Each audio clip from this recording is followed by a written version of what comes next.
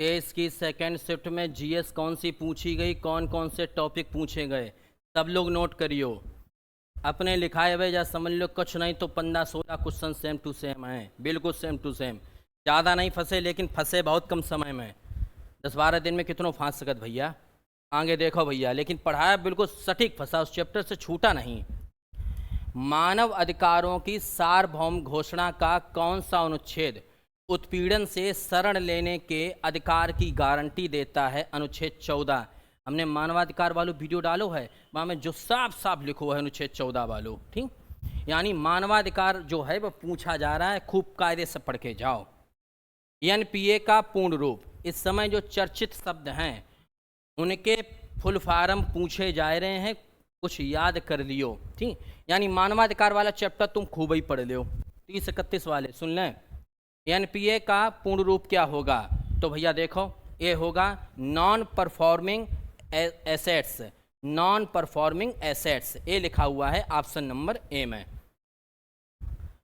उत्तर प्रदेश के किस जिले में सेरा नृत्य होता है? जो तुमने वही दिन पढ़ाओ तो 3 दिन पहले। सेरा सायरा फसल काटते समय बुंदेलखंड में, और जो याद बुंदेलखंड में ललितपुर, ना अमेठी आत, ना अयोध्या आत, ना बिजनौर आत है।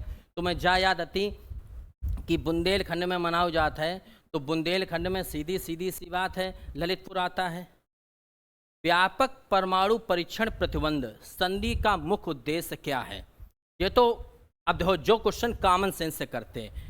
परमाणु परीक्षण प्रतिबंध संधि, परमाणु परीक्षण प्रतिबंध संधि का मतलब है कि परमाणु विस्फोट पर प्रतिबंध लगाना। जो साफ साफ लिखो तो नागरिक और सैन्य दोनों उद्देश्यों के लिए सभी परमाणु विस्फोटों पर प्रतिबंध लगाना। जो देखो, जो कॉमन सेंस से 61 वालों सॉल्व हो तो कि व्यापक परमाणु परीक्षण प्रतिबंध संधि का क्या उद्देश्य है? तो नागरिक और सैन्य दोनों उद्देश्यों के लिए सभी परमाणु विस्फोटों पर प्रतिबंध लगाना। जो गलत नहीं हो चुका। तो अर्जुन पुरस्कार वही दिन पढ़ाए थे कि खेल के क्षेत्र में दिए जाते, 3 दिन पहले को वीडियो है। India wins freedom, Maulana Abul Kalam Azad, जो बताई चुके हो तुम्हें रचना। क्वेश्चन नंबर 64, 2016 का विमुद्रीकरण। इन्होंने विमुद्रीकरण का क्वेश्चन पहली शिफ्ट में पूछो, इससे पहले पूछो तो 17-18, 2016-18 सब में पूछो है के दौरान आरबीआई को कितने प्रतिशत 500,000 के नोट प्राप्त हो गए थे? तो 98.96% प्राप्त हो गए थे, ठीक।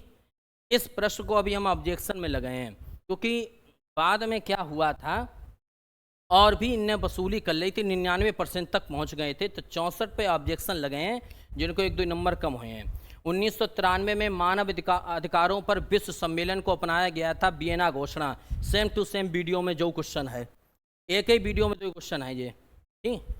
अगला, किस संवैधानिक संशोधन अधिनियम ने लोकसभा और राज्यसभा विधानसभाओं में अनुसूचित जातियों, अनुसूचित जनजातियों के लिए सीटों के आरक्षण को बढ़ावा दिया था? तो मैं ऐसे कर लेते। 42वां संविधान संशोधन 1976 में ऐसा हुआ नहीं था।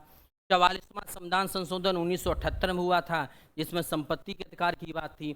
73वें संविधान संशोधन में पंचायती राज प्रणाली थी। ये था 19वां संविधान संशोधन, 19वां संविधान संशोधन था ये वाला, डी।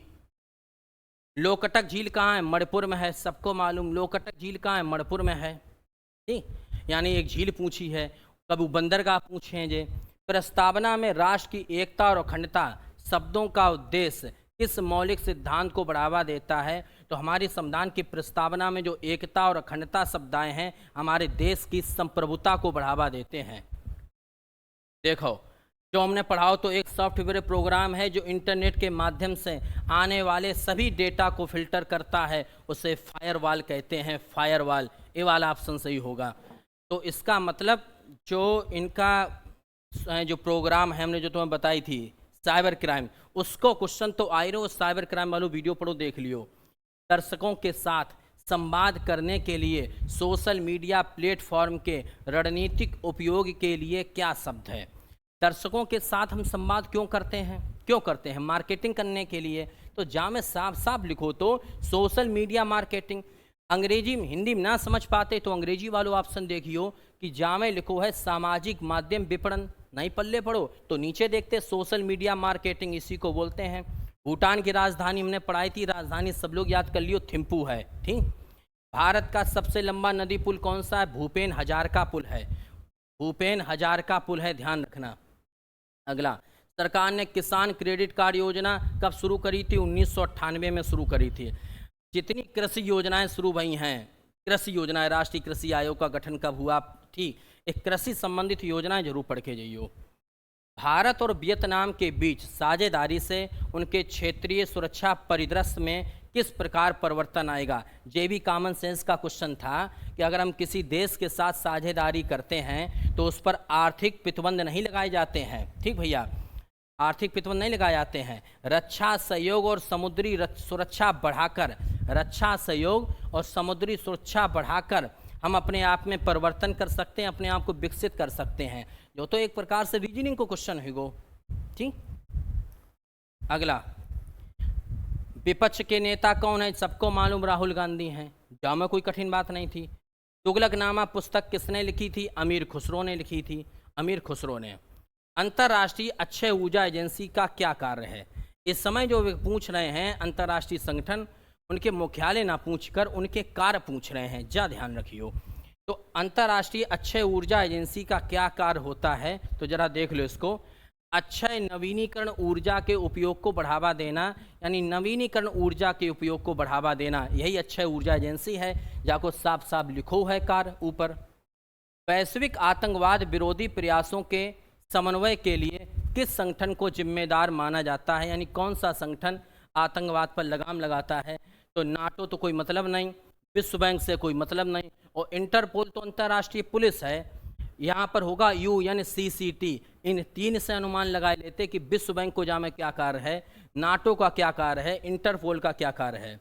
दूध उत्पाद, ब्रेड आदि आवश्यक वस्तुओं पर GST कितनी लगती है? 5%। GST बहुत ध्यान से पढ़ के जाना, GST। और हम पढ़ाई दिए भाई, चंद्रमा पर नासा के मानव युक्त लैंडिंग मिशन को क्या नाम दिया गया है? तो इसका आंसर होगा आर्टिमिस। क्या नाम होगा? आर्टिमिस। ठीक, अगला, अंतर्राष्ट्रीय थर्मोन्यूक्लियर प्रायोगिक रिएक्टर, जिसको आईटेर बोलते हैं, परियोजना का क्या उद्देश्य है?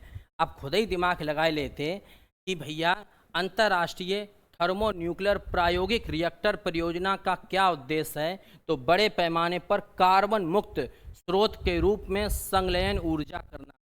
इस समय जितनी भी संस्थाएं हैं या जितने भी समझौता हैं, वे इसी बात पे हुई रहे हैं कि कार्बन मुक्त किया जाए, अंतर्राष्ट्रीय शांति बनी रहे। ऐसे ऑप्शन को टिक करना था। बड़े पैमाने पर कार्बन मुक्त स्रोत के रूप में संलयन ऊर्जा। 14 सितंबर को पढ़ाओ तो हमने परसों वाले वीडियो में हिंदी दिवस है। भारतमाला परियोजना आज से नहीं, बहुत पुरानी चल रही है, सड़क मार्ग से संबंधित है। भारत में प्रकाश का त्यौहार किसे कहा जाता है? दिवाली। होली तो होता नहीं, ईद से कोई मतलब नहीं, क्रिसमस से कोई मतलब नहीं, दिवाली है। ठीक, भारतीय GST में किस प्रकार का कर प्रस्तुत किया जाता है? तो सेवा कर। भारतीय GST में सेवा कर शामिल है, ये ध्यान रखना। सेवा कर वाला क्वेश्चन हमने लिखा भी था। पहली बार बुनियादी शिक्षा की बात किसने करी थी? महात्मा गांधी ने करी थी। जो वालों क्वेश्चन तुम नहीं कर पाते कि 2020-21 में कौन सा राज्य मसालों का प्रमुख उत्पादक था?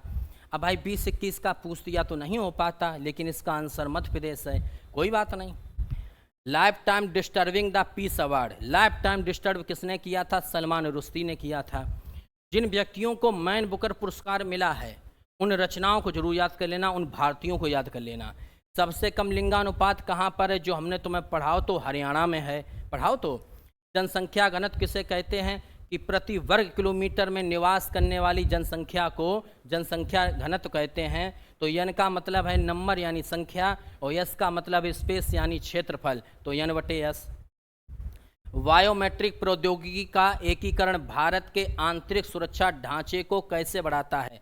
इस समय बायोमेट्रिक का प्रयोग क्यों करो जा रहा है? इस वजह से करते हैं कि ताकि पहचान और सत्यापन प्रक्रिया में सुधार कर सकें। पहचान और सत्यापन प्रक्रिया, ऑप्शन नंबर डी सही।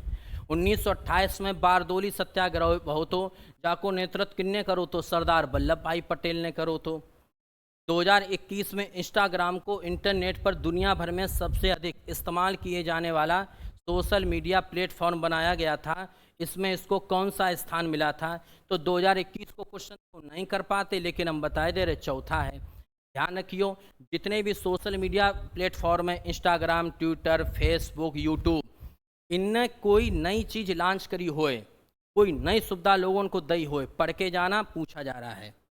चीन ने तिब्बत पर आक्रमण कब किया था? 1950 में। कोई बात नहीं। अगला, निम्नलिखित में से किस जीव को जल प्रदूषण का जैव संकेतक माना जाता है? तो जा तुम दिमाग लगाए लेते, किस जीव को जल प्रदूषण का जैविक संकेतक माना जाता है? हाँ देखो, शेर को मतलब नहीं कोई जल से, जेबरा को कोई मतलब नहीं, और केचुआ को खेत से मतलब है। तो ऑप्शन का हो तो जामे मेढक हो तो कुल मिलाए के आप जो भी टॉपिक उनके दे हुए हैं, अब एक वीडियो में लेके आ रहे हैं, उन टॉपिक को पहले तो वीडियो देख लियो, उसके बाद जो और डीपली मिले वो पढ़ लियो। ज़्यादा नहीं कठिन आ रही, जीएस थोड़ी कठिन आ रही है। वे टॉपिक तो अपने टॉपिक से ही पूछ रहे हैं, लेकिन थोड़ा डीपली पूछ रहे हैं, लेकिन हिंदी वास्तव में माला माल आ रही है। ठीक।